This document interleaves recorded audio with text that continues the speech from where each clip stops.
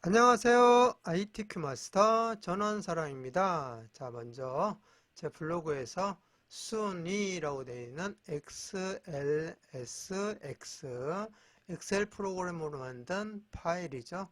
파일 다운로드 받아서 바탕화면에 저장해 주시고요. 지금부터 같이 시작해 보도록 하겠습니다. 자, 먼저 열기 눌러 주시고요. 찾아보기 눌러서 자, 우리는 어디에다가 저장을 했느냐면은 바탕화면에 저장을 했었죠.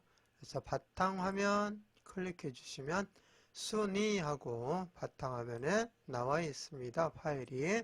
자, 파일 클릭해서 열기 눌러 주시고 자, 오늘 이 시간에 해야 될 것이 바로 3번 내용이죠. 문제 3번에 카운트 이프 함수로 해서 롤플레잉 게임의 수를, 롤플레잉 게임의 개수를 파악하려. 자, 개수, 뭔 수를 세는 것이 카운트잖아요. 카운트를 하는데 그냥 이 전체 수를 세는 것이 아니라 그 중에서 뭐만? 롤플레잉만 세어라 하는 거죠.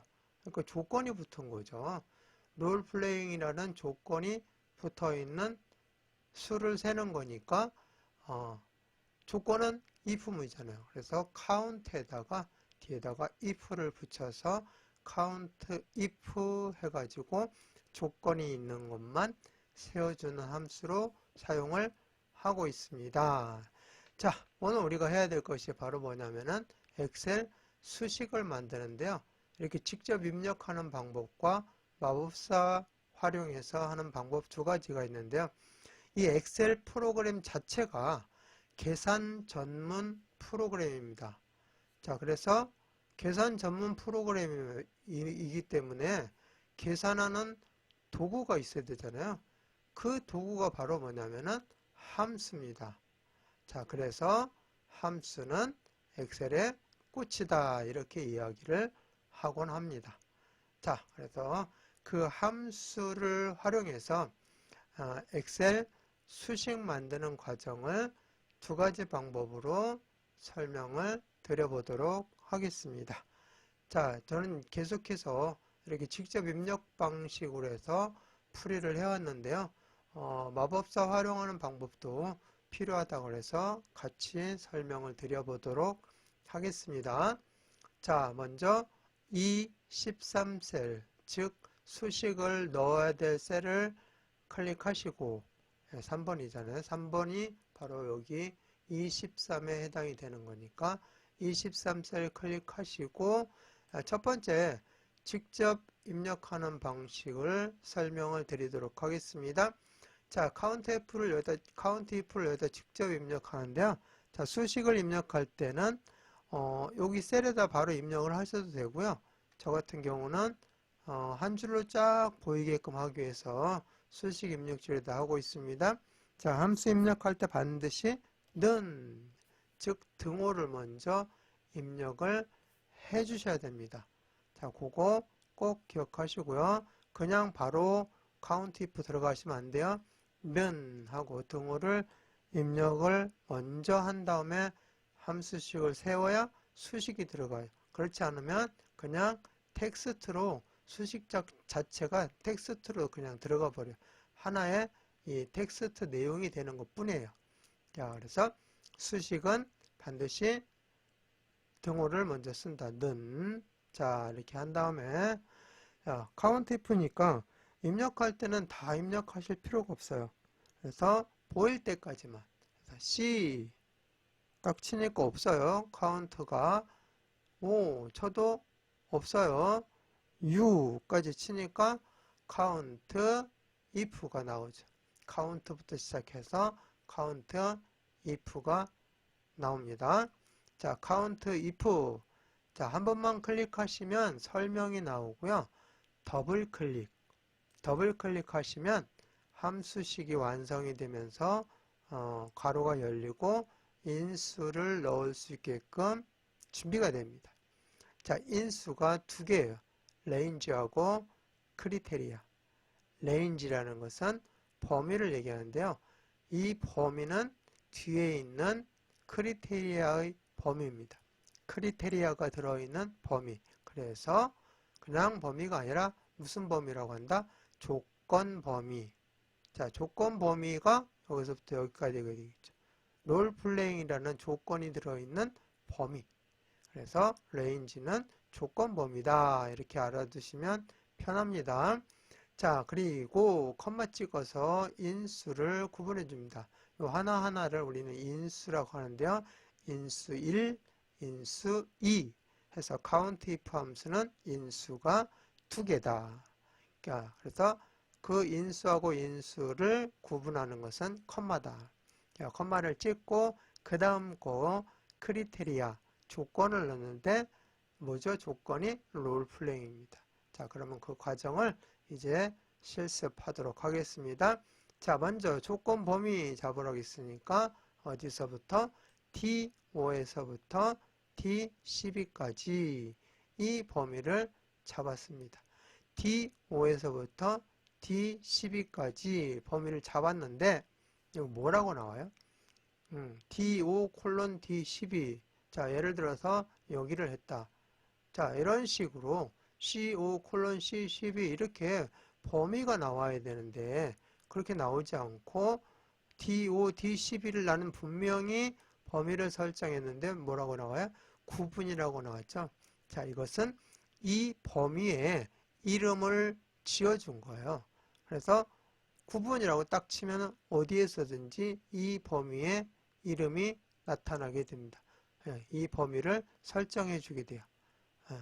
그래서 쉽게 범위 설정할 수 있는 장점이 있습니다. 그리고 항상 구분이라고 치면은 D5에서부터 D12까지 범위를 알아서 잡아주기 때문에 자, 이런 번지를 우리는 절대 번지라고도 한다.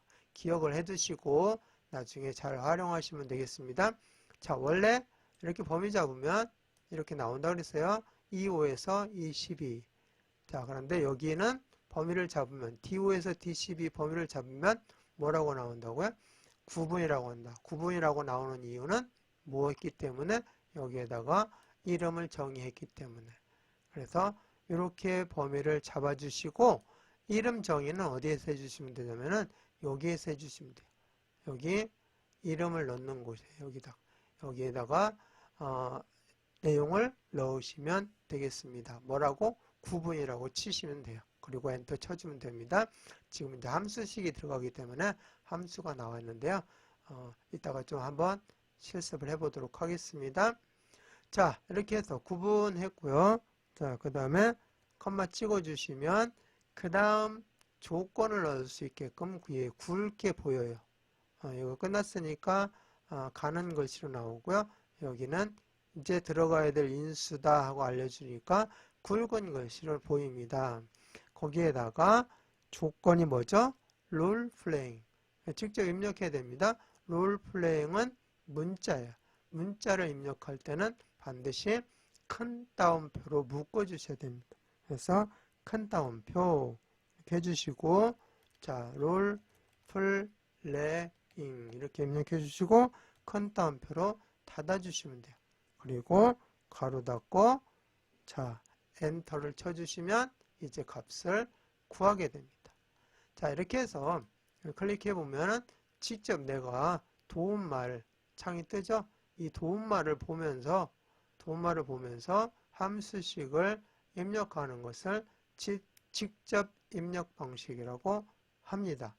자, 그런데 이 내용을 이제 마법사 기능으로 한번 해보도록 하겠습니다. 그래서 여기를 지우겠습니다. 여기를 클릭하고 딜리트 키를 눌러도 돼요. 지울 때는 여기 클릭하고 키보드에서 딜리트 키 눌러주셔도 지워집니다. 자, 여기에서 이제 한번 아까 했던 이름 정의 부분 한번 해볼게요.